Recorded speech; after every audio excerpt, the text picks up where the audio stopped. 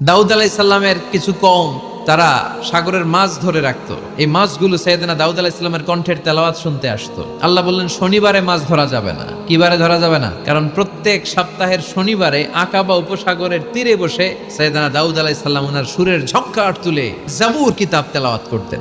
আমাদের কোরআনে সূরা আছে 114টা, আর ওনার জাবুর কিতাবে ছড়া ছিল 150টা। আমরা পড়ি সূরা, ওনারা পড়তেন ছড়া।